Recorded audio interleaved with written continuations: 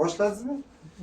Assalomu alaykum barchaga. Kecha andijonlik bitta akamiz iltimos qilgan edi uni tozalash sistemasini ko'rsatishga.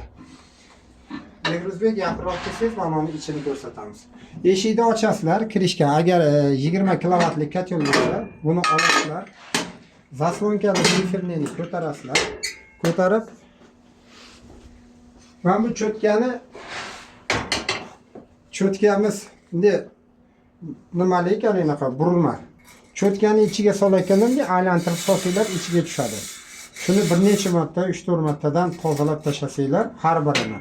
Tozalab bo'lganlardan keyin yonboshda kichkina eshikchasi bor.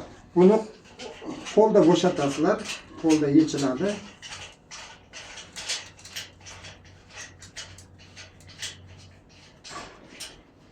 Buni qo'lda yechgandan keyin eshikchasini ochib turib, narigi shpatelida va mana shpatela. Shpatelani ichiga tiqib, mataf qurumlarni tushirib tashlaysiz.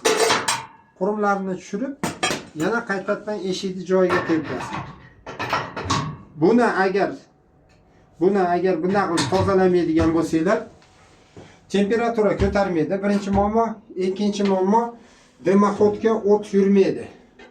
Agar dimoxodga o't yurib, temperatura ko'tarilgan chog'ida ham ko'mir rasxodga bu katta ta'sir qiladi. Chunki o'ziga issiqlikni yaxshi olmaydi. Mashinasiga nima e'tibor berib turasizlar. Ko'mirni yaxshi yomonligi. Agar angrang ko'mir bo'lsa, har 2 kun. Qozoq, qirg'izlarki bo'lsa, 3 kun, 4 kunda bir marta tozalasanglar bo'laveradi. Rahmat. O'chirib qo'ying.